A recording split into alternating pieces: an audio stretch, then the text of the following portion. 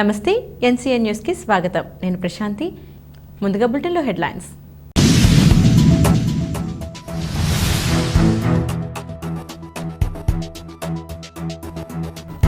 నిడదవోలు ప్రభుత్వ ఆసుపత్రి వద్ద ఐఎఫ్టీయూ ఆధ్వర్యంలో ధర్నా.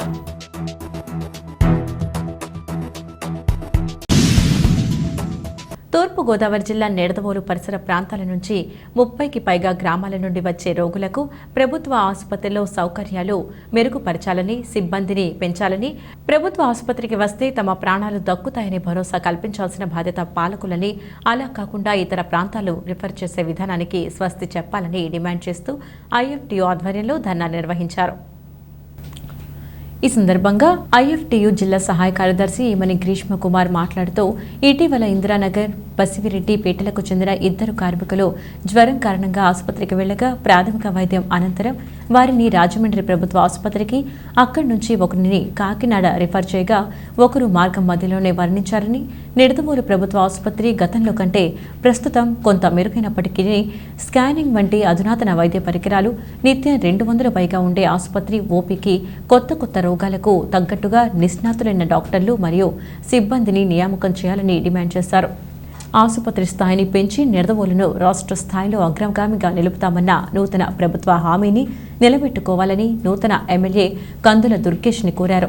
ఈ కార్యక్రమంలో యూనియన్ ప్రెసిడెంట్ నూతంగి రమేష్, ఇప్టు జిల్లా కమిటీ సభ్యులు తీపర్తి వీరాజు, చైతన్య, గుంటు రాజీవ్, జగదీష్, యాదాల ప్రసన్న, ఎమ్మెల్యే కార్తీక్, గుంటు సూరిబాబు తదితరులు పాల్గొన్నారు.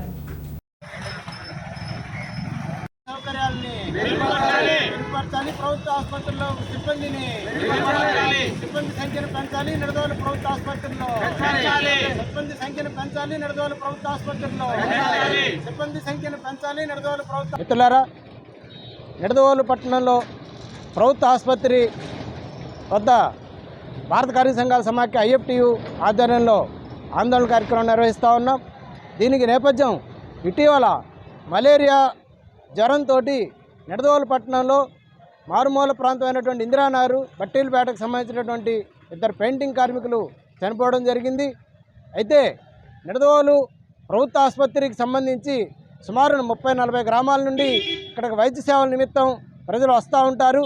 అయితే వారు వచ్చేటువంటి దానికి అనుగుణంగా నిడదవోలు ప్రభుత్వ ఆసుపత్రిలో వైద్యులు, సిబ్బంది కానీ, సౌకర్యాలు కానీ అరాకొరగా ఉన్నాయి. అయితే గతంలో పోలిస్తే నిడదవోలు ప్రభుత్వ ఆసుపత్రి ఎంతో మెరుగుపడింది అనేటువంటిది వాస్తవం. అది కూడా మేము చెప్తా ఉన్నాం. అయినప్పటికీ కూడా ఇక్కడున్న అవసరాలకు తగినట్టుగా ఈ సిబ్బంది కానీ, లోపల వైద్య సౌకర్యాలు కానీ అభివృద్ధి పరచవలేదు అనేటువంటిది అది కూడా ఇక్కడ వాస్తవం. దాన్ని కూడా కొత్తగా ఎన్నికైనటువంటి ప్రభుత్వం గమనంలోకి తీసుకోవాలి. నూతనంగా ఎన్నికైనటువంటి ప్రభుత్వానికి మేము ఒకటే విజ్ఞప్తి చేస్తూ ఉన్నాం. నిడదవోలు పట్టణంలో 30-40 గ్రామాల నుంచి ఎంతో నమ్మకంతో ఇక్కడ హాస్పిటల్కి, ప్రభుత్వ ఆసుపత్రికి రావడం జరుగుతుంది. అయితే ఇందులో సిబ్బంది కొరత తీవ్రంగా ఉంది. సరైన గతం మీద ఇప్పుడు వచ్చినప్పటికీ కూడా ప్రస్తుతం ఉన్నటువంటి ఓపీకి సరిపడా రోజుకి నిత్యం 200-300 ఓపీ ఇక్కడ నడుస్తూ ఉంటుంది. ఆ 200కి పైగా నడిచేటువంటి ఓపీకి సంబంధించినటువంటి వైద్యులు ఇక్కడ అందుబాటులో లేక ఎక్కువ మందిని ఇక్కడ వైద్యం అందుబాటులో దొరకడం సామాన్యులు ఇబ్బంది పడుతూ ఉన్నారు. అంతేకాకుండా ఎమర్జెన్సీగా ఏదైనా చేయాల్సి వస్తే ఇది రెఫరల్ ఆసుపత్రిగా మారిపోయి వీళ్ళని వెంటనే మీరు రాజమండ్రి వెళ్ళండి, కాకినాడ వెళ్ళండి అని చెప్పి రెఫర్ చేయడం జరుగుతూ ఉంది. ఈ రోగులు ఈ రాజమండ్రి, కాకినాడ వెళ్ళేటువంటి మార్గ మధ్యంలోనే ప్రాణాలు విడుస్తూ ఉన్నారు. ఇది నిడదవోలు పట్టణ ప్రజానీకానికి చాలా ఇబ్బందికరమైనటువంటి విషయం. అంతేకాకుండా ఇక్కడ రెఫరల్గానే అనేటువంటి దాన్ని కాకోకుండా నిడదవోలు ప్రభుత్వ ఆసుపత్రికి వస్తే దేనికైనా మాకు వైద్యం జరుగుతుంది అనేటువంటి నమ్మకాన్ని ఈ ప్రజానీకానికి కల్పించాలంటే ఇవాళ ప్రమాదకరమైనటువంటి అనేకమైనటువంటి వ్యాధులు ఎక్కువైనటువంటి నేపథ్యంలో ఆయా వ్యాధులు ట్రీట్మెంట్ చేయడానికి సరిపడా నిపుణులైనటువంటి డాక్టర్లను కూడా ఇక్కడ అందుబాటులో ఉంచాలని చెప్పేసి కోరుతా ఉన్నాం. ఈ ఆసుపత్రి స్థాయిని పెంచాల్సినటువంటి అవసరం ఖచ్చితంగా ఉంది. ఈ స్థాయిని పెంచినప్పుడు మాత్రమే దీంట్లో సౌకర్యాలు మెరుగుపడేటువంటి వాతావరణం ఉంది. కాబట్టి దాన్ని కూడా దృష్టిలో ఉంచుకొని ఏదైతే మీరు వాగ్దానం చేశారో ఆ వాగ్దానాన్ని నిలబెట్టుకోవాలని చెప్పేసి కోరుతా ఉన్నాం. అంతేకాకుండా ఈ చనిపోయినటువంటి మా 2 కార్మికులు కూడా భవన నిర్మాణ కార్మిక సంక్షేమ మండలి నుంచి గతంలో కార్మికులు చనిపోతే 2 లక్షల రూపాయల సహజ మరణానికి సంబంధించినటువంటి బీమా అమలు జరిగేటువంటిది. అయితే భవన నిర్మాణ కార్మిక సంక్షేమ మండలి బోర్డులో నిధుల్ని గడిచినటువంటి పాలకవాళ్ళు దాన్ని దుర్వినియోగం చేసినటువంటి కారణంగా ఇప్పుడు ఎవరు చనిపోయినా సరే ఒక్క రూపాయి కూడా వచ్చేటువంటి వాతావరణం లేదు.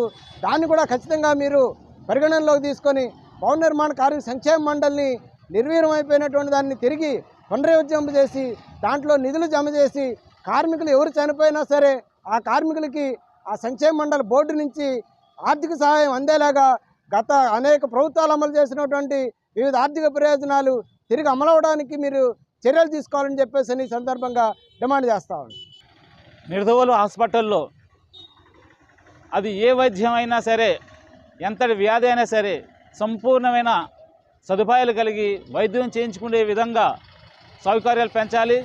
సౌకర్యాలు పెంచడమే కాకుండా ఇక్కడ సిబ్బందిని పెంచాలి. పేద కుటుంబం ఇంత ఇబ్బందులు పడుతుంటే ప్రభుత్వం కొంచెం పెద్ద మనసు చేసుకొని, అది రాజకీయవేత్తలే కానీ సామాజికవేత్తలే కానీ దాతృత్వం ఉన్న ప్రతి వ్యక్తి కూడా స్పందించి ఆ కుటుంబాలని ఆదుకోవాల్సిందిగా ప్రభుత్వ పెద్దల్ని, రాజకీయవేత్తల్ని, మరీ ముఖ్యంగా లోకల్గా ఉన్న ఎమ్మెల్యే గారికి దృష్టికి తీసుకోవాల్సిందిగా కోరుచున్నాం. ఇట్లు వరప్రసాద్, IFTU.